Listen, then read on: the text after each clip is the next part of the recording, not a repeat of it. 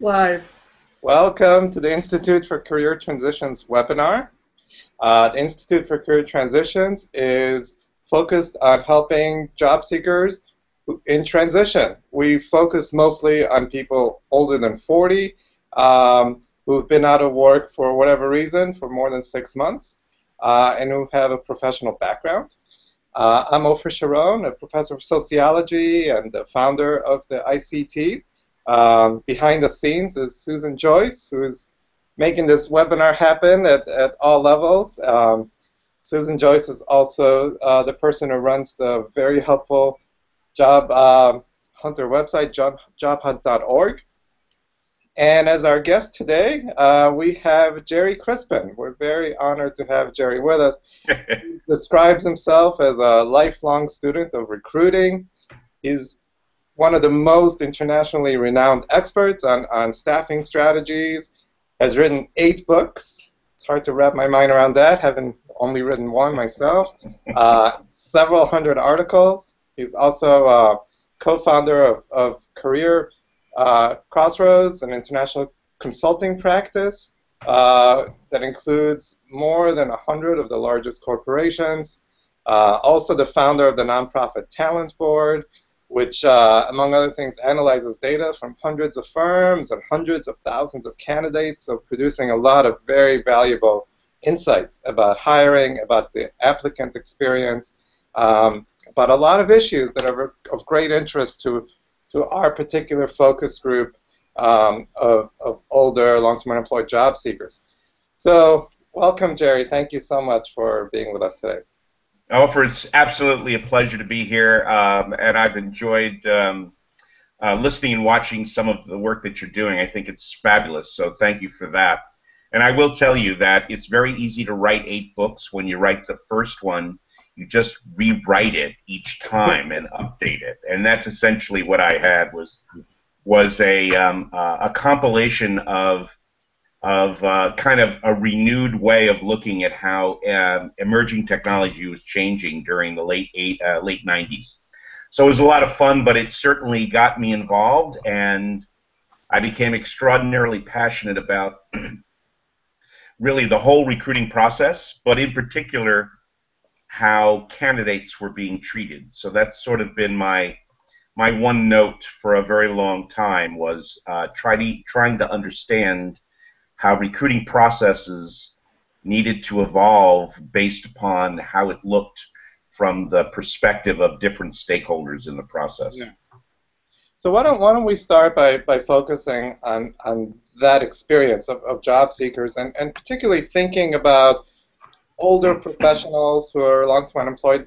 What do you see as the major barriers they face to getting reemployed at good jobs? Well, so there's really there's 2 different perspectives that I would have in relation to the challenges that are faced by the candidates themselves, and particularly those who are a little either older or just been out for longer. I suspect that when you look at that, there is a strong percentage of them who are in fact older, but I suspect also that there's more and more young people who may disappear from the workforce for 6 or more months for any number of different reasons. I think the first issue is for themselves, and it's the clarity with which they know what they have, what they can offer, what they want, and where that is. So it's the kind of research that one has to do for themselves, as well as understanding the marketplace. So if I understand my values, I understand my skill sets, I know what my knowledge, my skills, and my experience is. I've been able to curate. I love that word because it didn't exist 20 years ago, and now we use this word every 3 sentences. But now just a museum thing in the old days. I know it was like a museum. Old people that curated. Now everybody's curating content, but you're organizing your information about yourself in a way that makes sense to you and to others, and you feel comfortable with that, and you feel confident in that. So this one challenge, it is a challenge. It's It's, oh, what have I done, and what are the differentiating factors of who I am in terms of how I present myself, and what are my skills around doing that. So it's that inward look that takes place, and there's no question in my mind that if you have not done that, it creates an enormous barrier for you to be able to get a job. But it's only the first step. The second, yeah, go on. Before we go on the second step, in order for you to know how to differentiate yourself, it requires not just self-knowledge, but it requires knowing what's valued out there, right? What there's demand for. That is the second step, though. The first step is, what do you value? Yes. So I interviewed Dick Bowles a few weeks ago for this webinar, and he gave us a lot on the introspection, self-analysis. But I think that the part that's maybe even harder is to figure out what's out there and how do I present myself. So maybe tell us about how. So let me get to that second step. But I will tell you, my first aha moment for myself was a course I took in 1971 with Dick Bowles, who was a young, hard-charging guy who'd only written his book, What Color's Your Parachute, like 3 years hence. Yeah, that was just the beginning. And there was very few books on that shelf, if you will. And what was fascinating to me is I had to write a obituary for myself, and that was one of the practice sessions that he used. So anyhow, that was kind of fun. Are you there? I am. Oh, okay. I was looking at the thing and it changed back and forth. For a second for me too, but I think. All right. So now the second piece is really understanding what that market looks like in relation to what you know you can do. So you're looking in the mirror and you realize, for example, that some of the skills that are now required and valued have changed from what you had put together, what you have done. And so now the issue is, okay, how do I learn or demonstrate that I am continuing to evolve myself? You know, that this skill set is cutting edge, it's current. So maybe I have to go get, a course, or maybe I need to take several courses, or maybe I need to write an article about what's coming up or what is current in this particular area, so that I demonstrate that I know what is valued beyond what I value. I mean, I think I can make that transition, but not everybody is going to believe that. And so as I look at that marketplace, I may need to upgrade my skill sets as a perception of how others will see me. And today, there's enormous numbers of tools available for people to do that. So, for example, I can take an online course, almost free, in some of the major universities in the world, and put that on my resume. Obviously, I got to take it. I have to know what I'm talking about when I'm talking to someone about it. But the reality is, it's there. It's available to me. Yeah. But before you know which course to take or what you need upgraded, you do need it. You need to do that research piece on what's actually going to be desired, in demand, in the market. Right. How do you figure that out? How do you do market research about what's in demand? Absolutely two ways. One way is you do it yourself. Another way is you go get help to do it. There are plenty of coaches out there who have a skill set to hold your hand and help you do that. If I were to do it for myself today, I would begin by looking at people who have been doing some of the things that I've been doing and are now doing something else. I would go on LinkedIn. I would put in the college that I graduated from, the program that I was in, or the work that I was doing, the title that I used to have, and I would start searching for all the people who no longer have the title that I have or had just had, and now have a new title. And what is that? And then I would begin looking up all the people with that new title, and I would be looking at what is it that they're actually doing. What is the background that they have? How did they get into that? And I begin by exploring how they made the change from where they were, which was very much like me, to where they are now. And I will tell you that many of them, if I called 9 or 10 of them, 6 or 7 of them would willingly spend time with me and give me some idea about how they made that shift and that transition. And if they're working in a company that I would target, and I go, wow, that's pretty cool. How often do those kinds of jobs come open? And they go, well, 4 or 5 times a year, a job like this does come open. And I go, well, you know what? I think I'm going to be targeting your company. When that job comes open, I would like to have someone refer me from the inside. Would you be my employee referral? And we haven't gotten to that part of it yet, but from a technique point of view, you have now made a bridge from where you were to where you think you might enjoy being. You found somebody who's actually done it. You found somebody who's actually done it for the company that you're targeting, and you've identified an individual who could be your employee referral. So we'll definitely come back to employee referrals, but I just want to summarize what you said, because I think it's really insightful that we have this unprecedented tool for research, LinkedIn, that has basically tremendous number of people searchable by skills that you have and maybe 5 years ahead of where you want to be, and then you can use that as a research tool, you're saying, to figure out how what the ladder is or what the next steps are. Yeah, I will tell you that if you don't have access to LinkedIn, and almost everybody does, so I use that. In a few years ago, when my daughter was looking, and she's obviously much younger, but she had worked in theater for several years and decided that that was not a long-term career for her.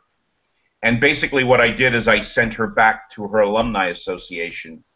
And so she actually went to the alumni association, sat down, being watched by some character at the alumni association, and looked up the names of all the people who had graduated in a 10-year span from the program, the theater program that she was in, and she carefully and systematically identified what their new titles were 10 years hence that were not in theater.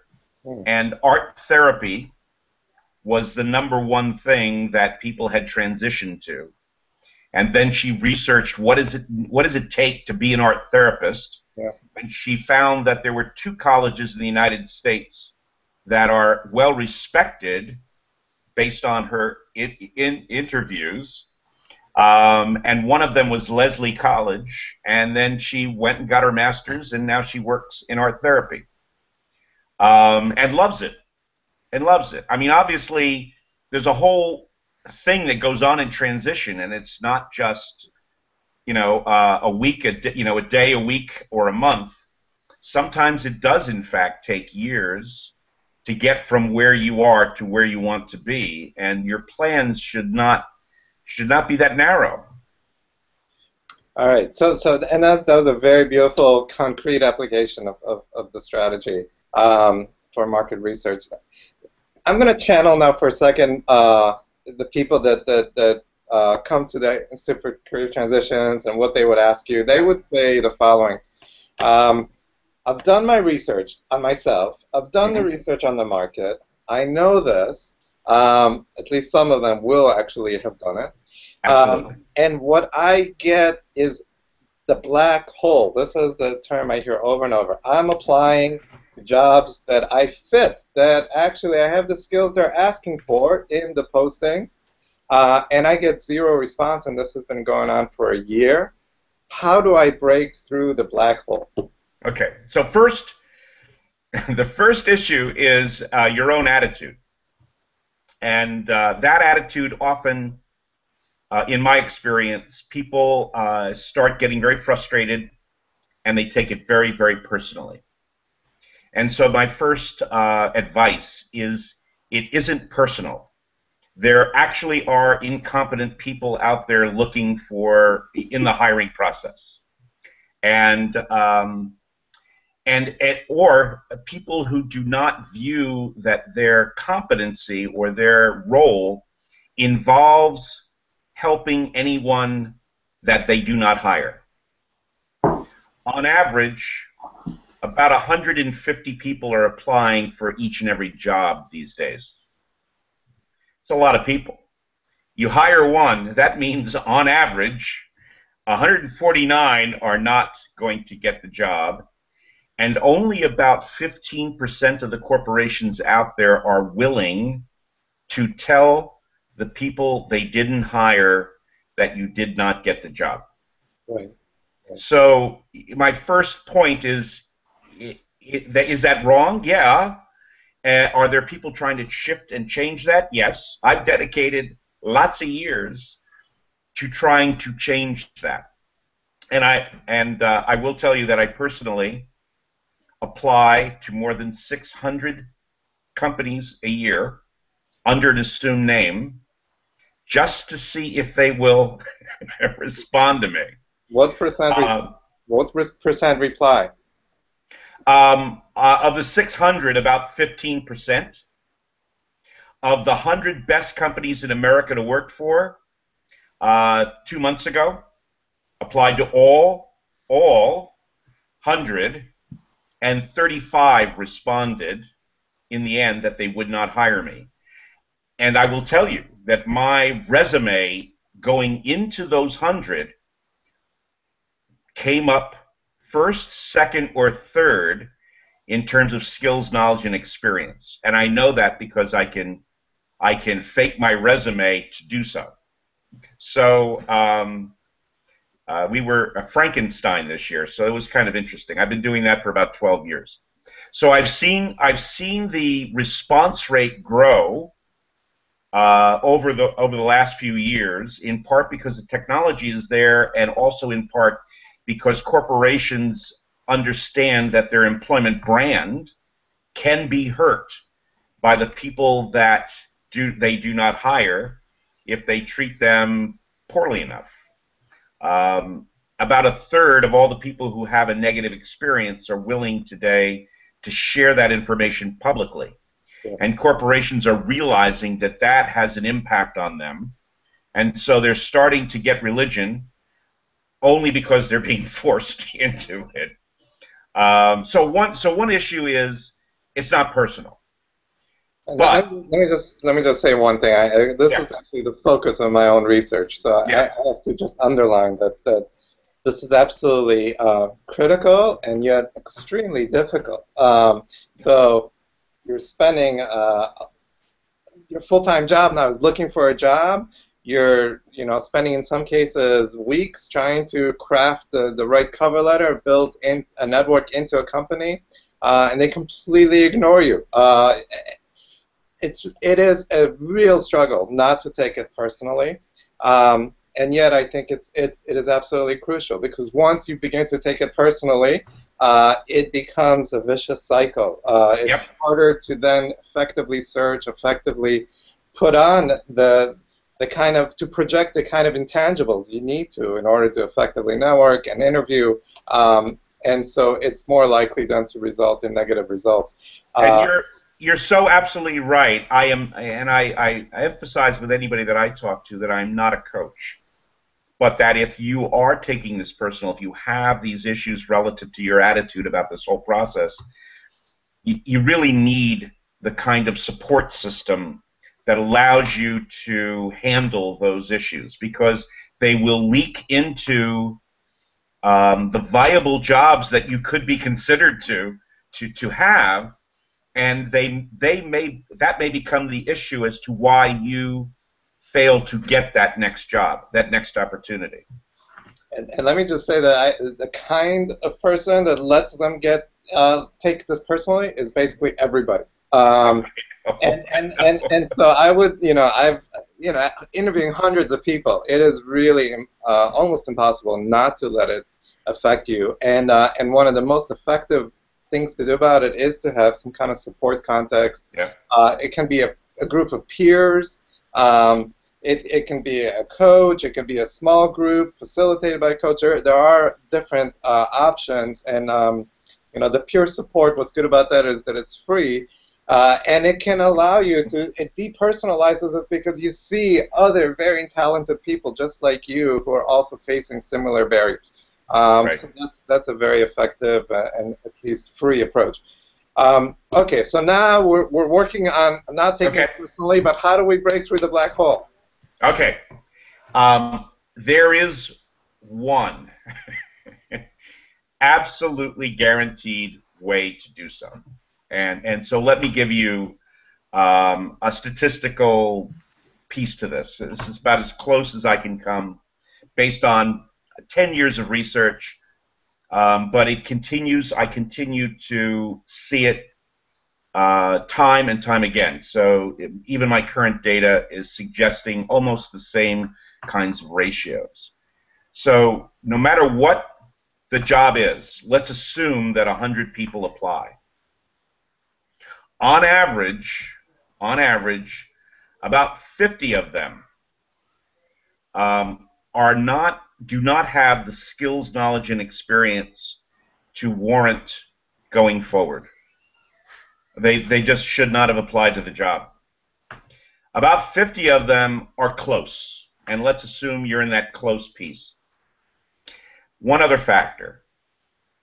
Of the 100, only 4 on average had an employee in that company refer them. So I'm faced now with dealing with sorting 100 applications, if you will. Yep. And let's assume I do this really well, and no one does. And I sort out the 50 that are really not qualified, and now and hopefully I've done the right thing and told them. And I now have 50 left. And let's assume, just for sake of argument, that 2 of those 4, same proportion, are qualified, 2 are not. I am not going to talk to more than 5 people seriously about this job, on average. So the way in which recruiting narrows itself is it goes from all of the people who apply to a pool of people who are qualified and considered, and then to a slate of finalists who we now seriously engage, and one of those finalists get hired. So that's typically what happens. I can tell you that the 2 qualified people who were referred by an employee inside the company, whether it be the janitor or the head of marketing, almost always will be among the 5 finalists. Can you get us into the mind of either the HR recruiter or the hiring manager, why this referral matters so much? So let's, I have 50 people who, qualify. I could rank them and come up with the 5 who have the most experience, the most credentials, the most, relevant prior skills. I could be a scientist and study those 50 if I had the time to do it. I have another 25 jobs on my desk that I have to help my company fill. I'm not making excuses. I'm just saying what the reality is. That's all we want. The reality is, in most organizations, the person who is the choke point, if you will, the recruiter, or the person who's acting as a recruiter. It might be an administrator who's poorly trained. It might be an HR generalist who's semi-trained. It might be a recruiter who may or may not be trained. And they're working with the hiring manager who has no time at all because they're working and managing projects, to narrow this all down to that 5 that the hiring manager is going to deal with. Now, and I'm saying this using numbers, but there's variations in this that are like a normal distribution, but fundamentally that's what's happening. And so what are the things that help me to narrow it down? The reason why employee referrals is so critical is because if I do not, at some point, if I do not handle properly the people who are referred by considering them and saying to the person, thank you, I appreciate the referral, we're not going to go forward for these reasons with this individual, I am going to probably be asked by higher and higher levels within the corporation why I did not consider that person. Because that person can get back to their employee referral and can create a kind of a loop where the employee does have access to the recruiter on a regular basis. So when you see in your computer system 100 people and 4 of them are tagged with a little red check mark implying that they have been referred by an employee, you absolutely consider them, and if they're qualified, they become candidates for those 5 finalists. And just the act of paying attention to that forces that into that system. Let me ask you about what is the meaning of a referral. So I think that Great question. We can imagine easily the ideal referral. This is, oh, I worked with this person for 10 years on the skills that's required for this job, and he or she are superb. Let's imagine we don't have that. Let's imagine 2 scenarios. One is an email forwarding the resume saying, I met Joe for coffee. He seems like a nice guy, and it looks like he might have the skills we need. Is that an effective referral? And short of that, what about an email forwarding the resume saying, here's a resume of Joe, he seems interested in our job? So 90% of all the referrals,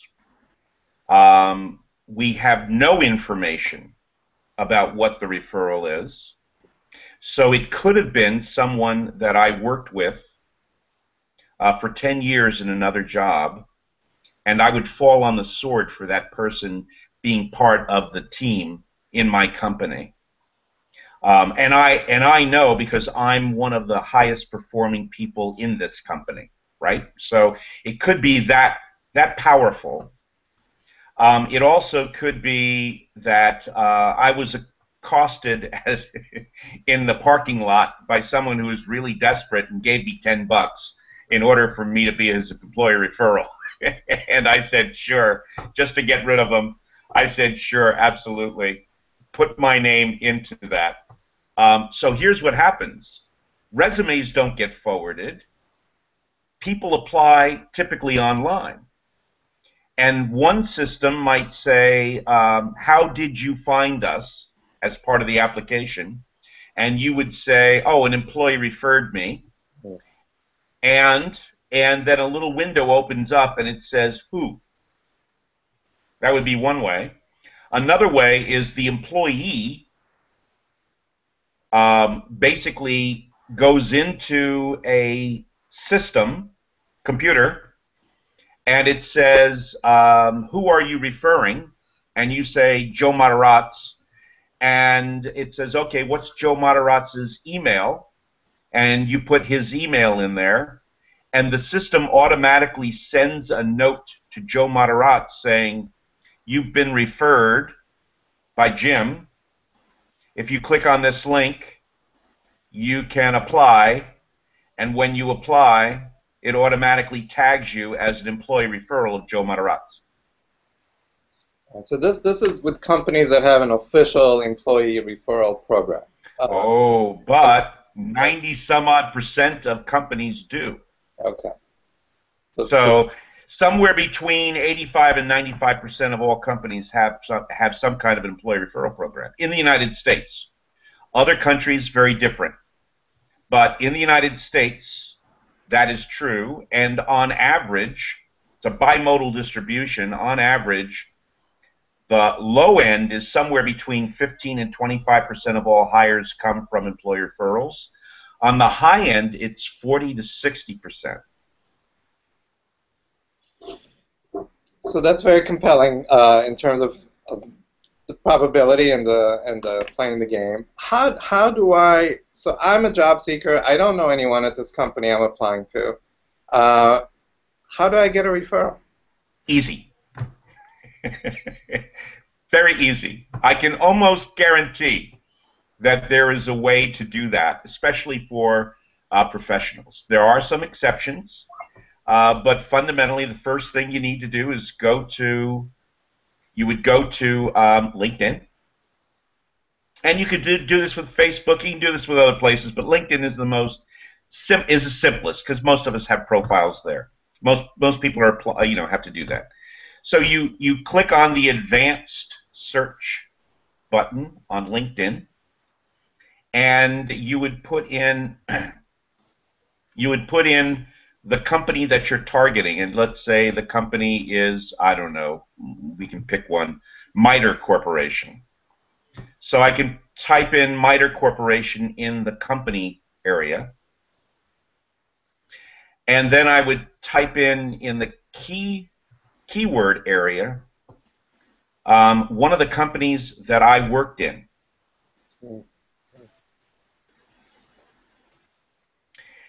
And if you want to fine-tune it, you could say MITRE, and then it asks you current or past. You want current for the moment. Right. Right? And what might come up is somebody who today works at MITRE Corporation, but in the past worked for a company that you once worked for. Or you could type in MITRE Corporation, and in the school area, you could type in the school you graduated from. Yeah. And there's various variations here. Yeah. So you're finding somebody that has something in common with you. Absolutely. So we're not talking about recommendation. Let's go back to that. What is a referral? In the United States, a referral is not a recommendation. It's a measure of affinity, some affinity. In some way, the only way I'm going to refer you is if there's something you and I have in common that we both value. You know, you went to MIT, I didn't go to MIT, I went to Stevens, so I'm not going to refer you.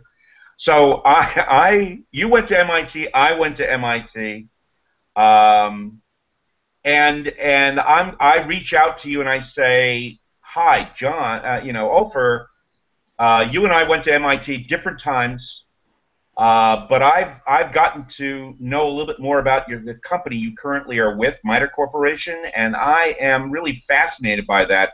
There's two things that I value an awful lot, this and this, and I suspect that they're there.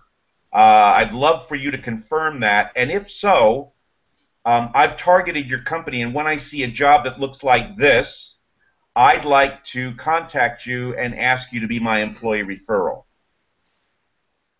And you go, of course.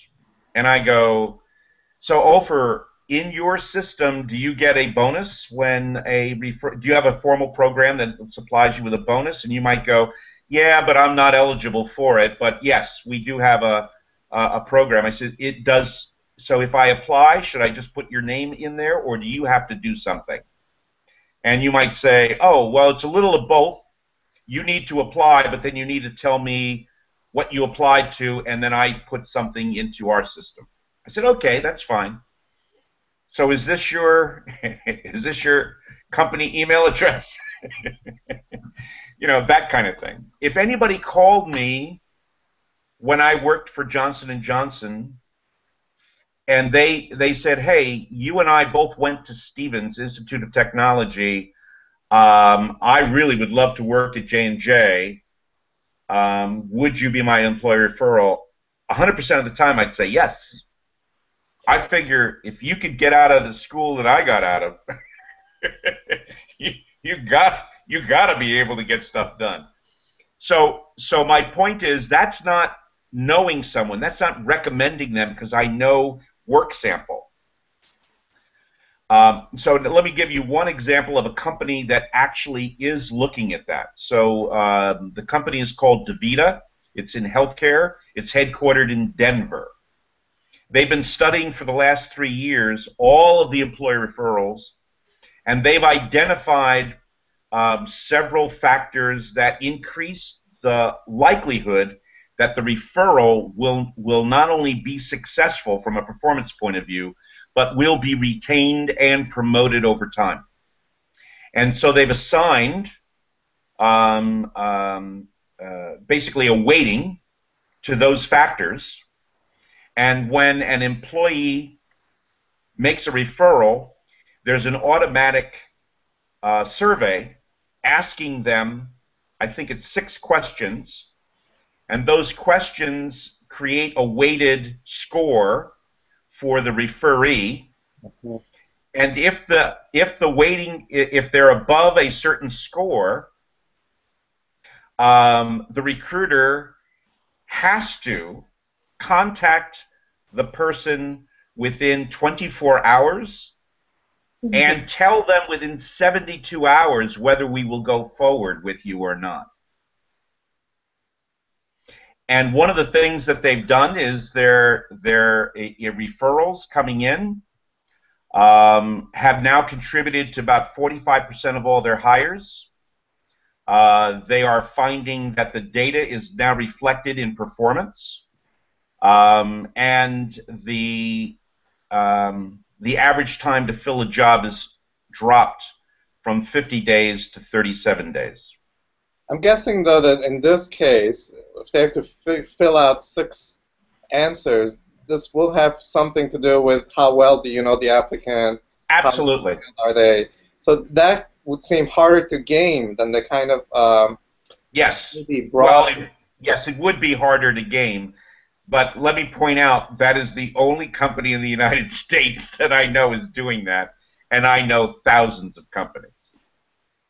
So companies are not doing that. Yeah. So they may someday be able to do this very automatically, but for the moment, if you get an employee in a company to refer you, you are 14 times more likely to get the job.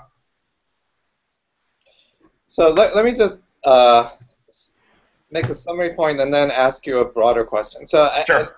This is the way, tell me if this is a fair way to summarize what you've said. The way to play the game in the American, and it's definitely American, American hiring system, is to get a referral, and a referral does not mean recommendation. It basically means you need to get somebody inside the company to fill out a form saying, here is the applicant's email, and I'm referring them, and that could be based on nothing other than we both went to the same college. Maybe we grew up in the same town. Our kids go to the same school. There's a million things. Yes. I can create affinity to almost anyone given sufficient data. In 5 minutes, I can find several connection points between you and I that existed somewhere in our history and our past. So I have to ask you as a sociologist a broader question. I mean, isn't this crazy? Yes. I mean, maybe this is helpful advice to job seekers, but as a society, first of all, aren't we choosing talent in a terrible way? This has nothing to do with talent, right? This is what we would call homophily. You know, just we like people who are similar to us. It tends to reproduce inequalities, right? Because If you know, the MITs refer the other MITs. But what if I said to you before, Ofer? What if I said to you, I'm the head of staffing, and you're you're at MITRE Corporation. I said, look, Ofer, I know you're going to a major conference in which people like you are going to be going, people who do the kind of work that you do, and I want you to come back. I want you to come back with people that you can refer. And by the way, we have a little bit of a problem in that, unfortunately, all the people who do the work that you do look exactly like you, and we need a little more diversity. So I want you to make a special effort to find people who are really good like you, who are a little bit different in how they look, or how they think, or how they act, or some other aspect that might be more inclusive. And by the way, I'm involved in the budgeting process for for what you might get next year in your ability to go to other conferences.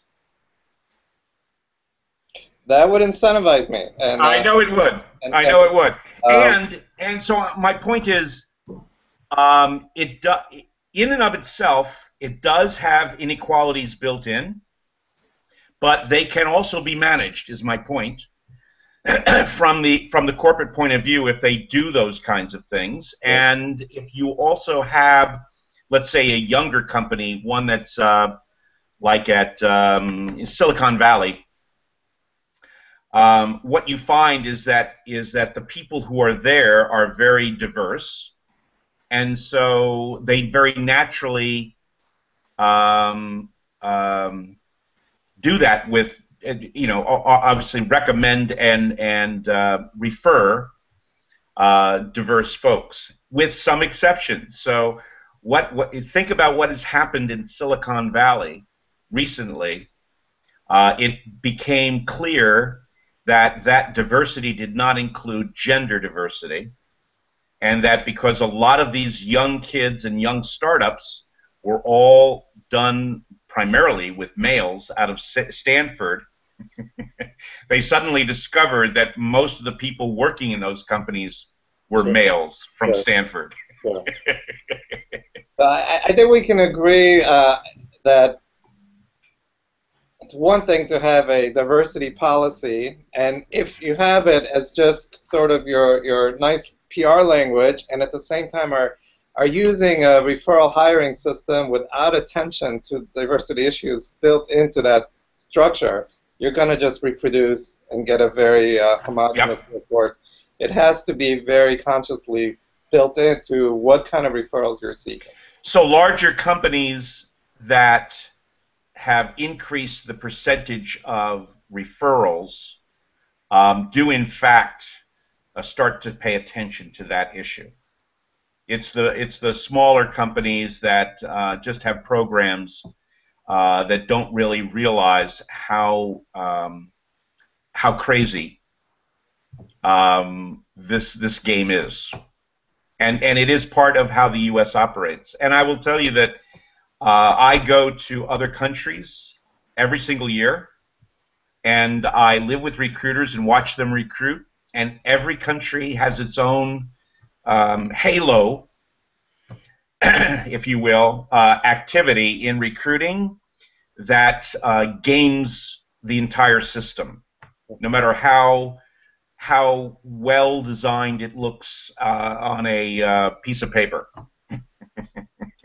Well, for that cross-national, I want to do a separate interview. That will be my next book. But let me bring it back to a core issue for the population that we serve, and that is the question of the gap. So we have a lot of good research now showing that even if you have better skills and a better match, and leaving aside referrals, because in these studies nobody's getting referred. So we can just compare people with a gap and better skills and people with no gap. The no gap with worse skills, much more likely to get invited to an interview. So the gap is a real problem. Can you can you tell us first, from a staffing perspective, from a hiring manager, recruiter, why there's such a concern about a gap, and then what can I, as a job seeker, do to address it? Well, I think there is no rational reason. It is just a mechanical way in which recruiters narrow from that 100 to that 5. So rather than research and fairly deal with everyone, you basically arbitrarily go, well, these people would have to commute further, so I'm not going to consider them yet. These people have gaps that I would have to explain. I'm not going to consider them yet. And if you do that and you get rid of all those folks for those arbitrary reasons, you find yourself at a point where you have still viable people that you can work with or not. And if you don't, then you back up and you go, well, I think this gap I can probably deal with, and this one I cannot. So let me just, I'm sorry. So that is part of the problem and issue. It's not a rational one. It's that it requires work on the part of the recruiter to solve, and I don't have the ability to do that. I don't have the ability to deal with them. I just don't have the time. So I tend to ignore it unless I have to go back and better understand it. So that being said, I think there are ways to deal with the gap. I mean, it is a reality, first of all. But I think increasingly young people coming into the workforce actually have an aspiration and a desire to build gaps into their career. They are coming into the workforce later. They want to explore other parts of the world. They want to work for a couple of years and then go do something. They want to go back to school.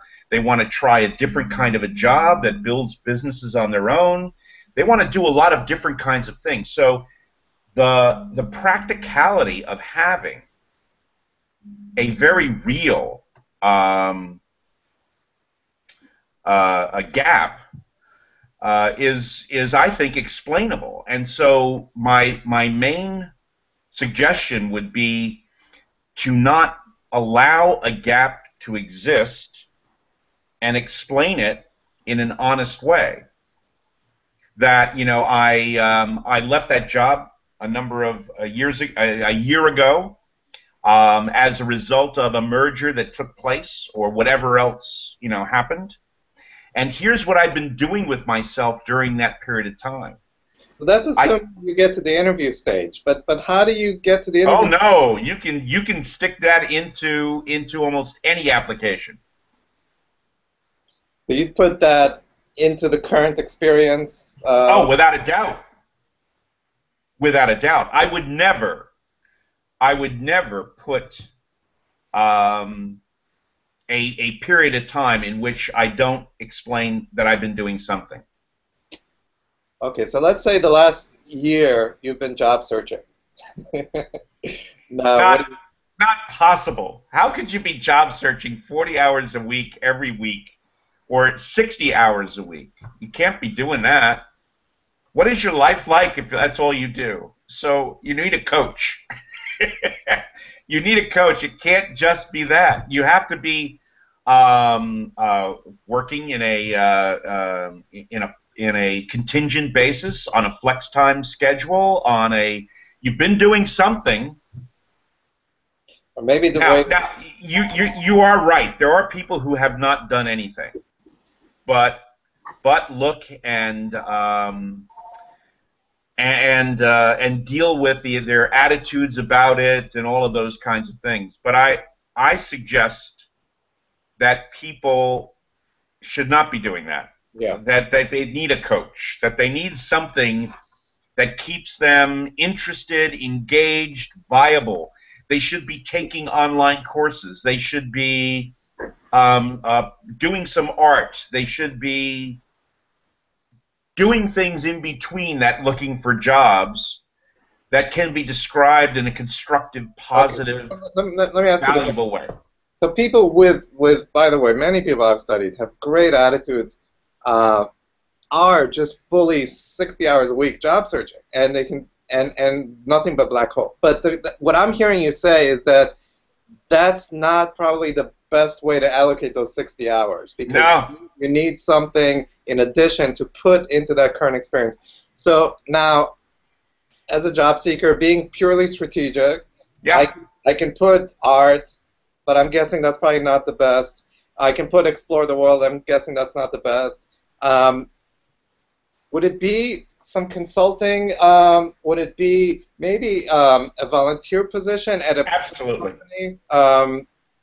And can you put a volunteer position as current experience even if it's without pay? Oh, without a doubt. You could put anything. You could put exploring your city and documenting what's going on. You could be calling. I'll give you an example of some of the things I've suggested to people to do. Is join the professional society of where you want to be. I'm getting my business partner's trying to reach me, so I'm keep on cutting him off. We'll edit that out, don't worry. We'll ignore that. So one of the things I've suggested is think about where you want to be. So let's say you're making a transition from a certain area to another area that you think is reasonable switch, but involves professional associations that are totally different than the one you've been in. You can join almost any professional association as a student. Literally. Yep. So I would join them. I would join that professional association. I would go to a local chapter meeting to help me better understand and network with people who eventually could be hiring me, right? I want to be able to better understand what's keeping them up at night, what kind of solutions they're working on that I would be engaged with. And so I could now call most of them saying, I'm a student member of your professional association, and yes, I am 55 years old, but I'm really researching and using the skills from another profession to really focus on where my skills, knowledge, and experience can be applied to build better solutions. And I'm studying this particular area. I heard that you are very knowledgeable about this, and that it's one of the key things that you focus into. And I'd like to borrow like 10, 15 minutes of your time to interview you about how you see this particular area. I'm writing an article that I want to submit to the National Professional Association on how an outsider coming into a new area perceives this kind of stuff. Would you give me 15 minutes of your time, and would this week or next week be better? 100% say yes. Yes. Yes. Now you've talked to 20 or 30 people. 20 or 30 people. You write that up. You submit it. You take that write-up and you send it back to the 30 people, thanking all of them. And I can assure you that you're going to reduce the amount of time that you're out, because if that's your focus, and you continue to focus on that, you've now got 20 or 30 new contacts and network that you're networking with. You have demonstrated that you are current in one particular area of this, and the next opportunity you have to get up to bat, instead of, you can differentiate yourself because now you can name drop 30 people. Yeah, and your current experience could be contributing writer for the National Association. So exactly. So now you have something to put in this gap period. You're also educating yourself to become and be perceived as much more viable in today's current market, and you in fact are. Very good. It all works from my perspective. Let me introduce a word that is much hated by many job seekers: applicant tracking systems. Yes.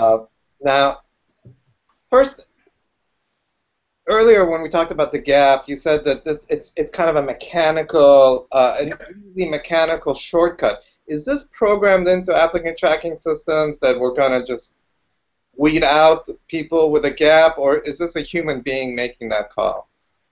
It's both, but it's mostly being done by the system itself.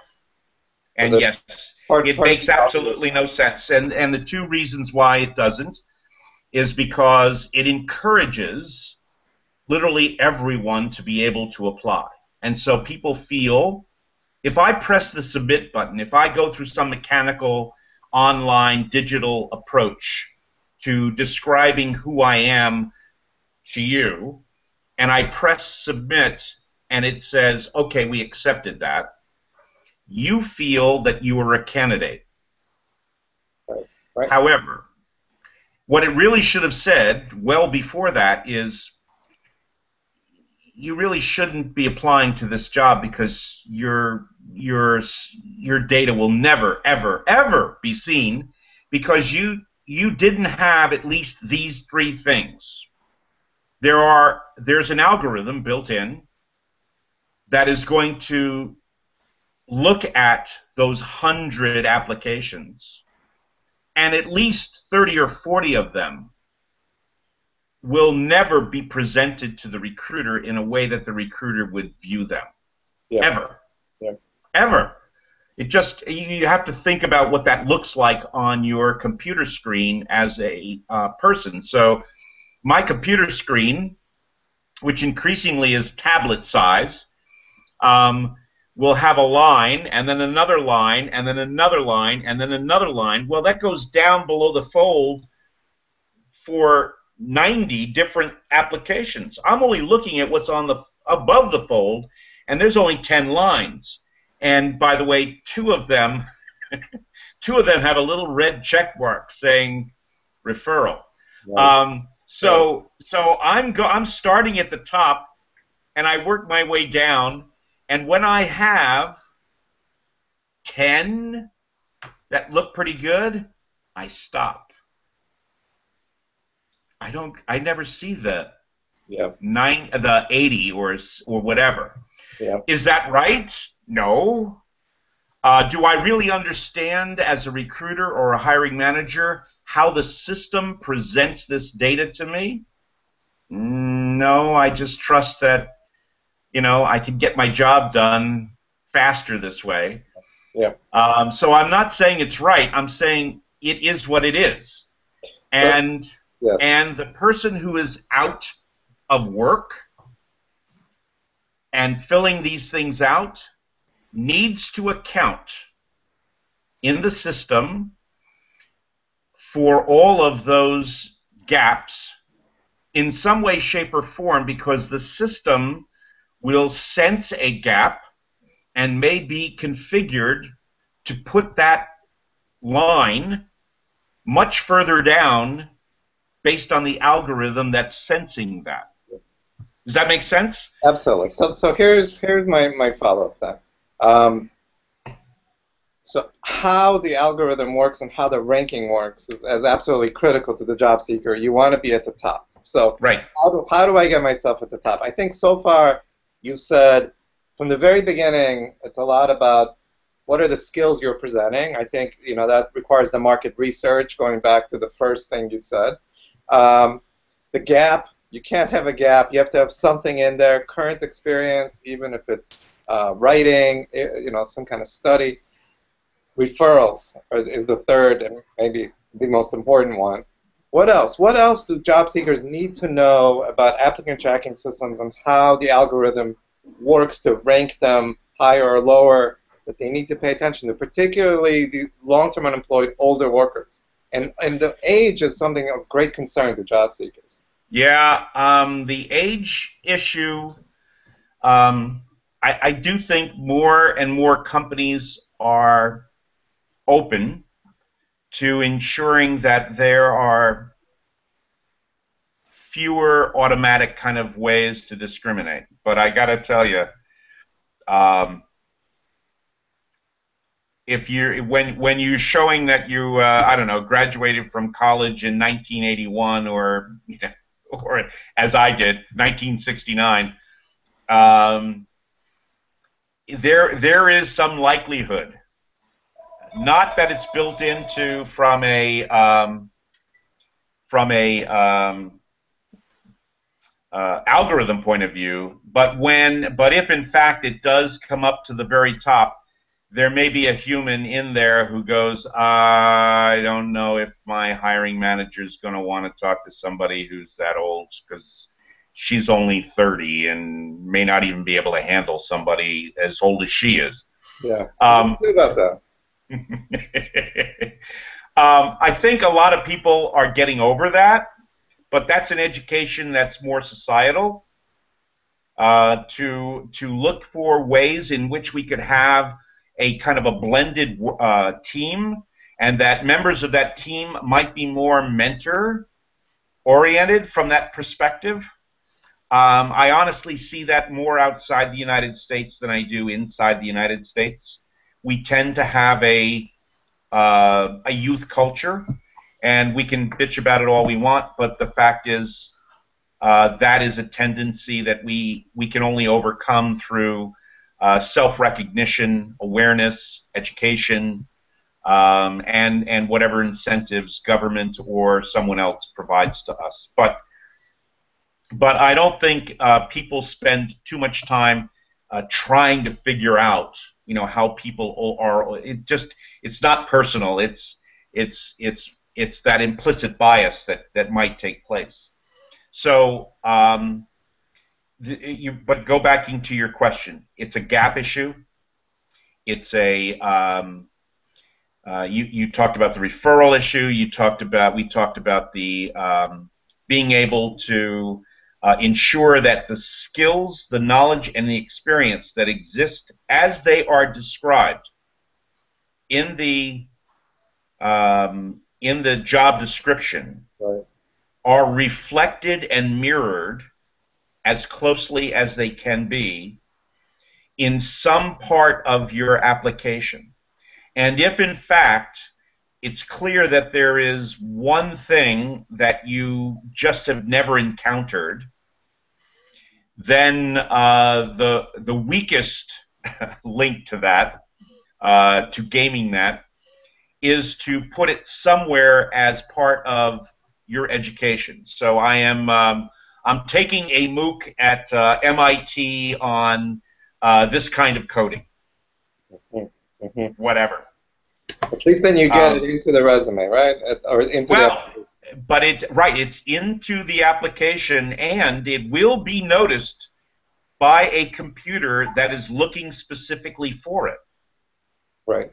Right. And if I, as the company, have said, here are 4 skills, 3 experiences, 2 companies, you may or may not. So companies, where they come from may be important too. But some things you can control, some things you're not aware of. But of those things that you're aware of, there's no question in my mind that you have got to show those. So and I'll give you one example where you can play even more of a game, is about the companies that they look at. If you search LinkedIn for a given company and then put different colleges and or companies in there, you'll see a distribution of where the majority of people come from who work there. So in financial services, I will hazard a hypothesis that 80% of all the people at Deloitte, if they did not start at Deloitte, worked in one of the other financial services firms. So their systems almost always value and weight Ernst & Young, KPMG, whatever. So if they get an application in which you were a intern there, or you in some way, shape, or form read an article there, you're going to come up higher on the system. Yes, yes.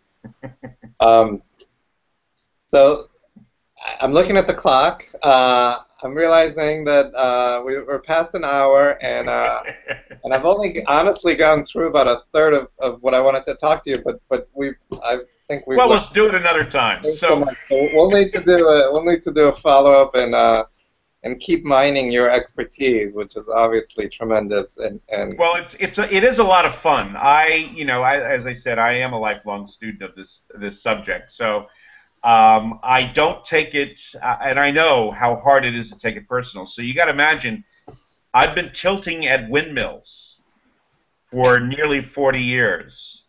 I think the dial is sort of moving a little bit, but we've got a long way to go. I do think more and more companies are becoming extraordinarily sensitive to how job seekers are perceived or perceive the experience that they went through. Good. And they recognize the impact that people they do not hire can have on them when they publicly declaim that treatment or describe that treatment, particularly when it's bad. Because the employment brand now is so highly valued by those corporations. So I do believe that that folks with long-term unemployment are increasingly able to at least get up to bat and not be totally ignored. But it's still going to be a long road. We cannot take the pressure off, and we have to find more and more pathways. Absolutely. But it's a nice, hopeful note to end on, and hopefully companies will increasingly focus in on the experience and on not only the experience of job seekers, but also on actually being as meritocratic as I think we all think they should, and that would serve not only the job seekers, but all of us better. Cool. So thank you so much. It's been my pleasure. A real privilege to talk with you and to learn from you, and I'm really already looking forward to the next opportunity. Great. Take care now, Ofer. You too. Thank you, Gerry, and thank you, Susan Joyce.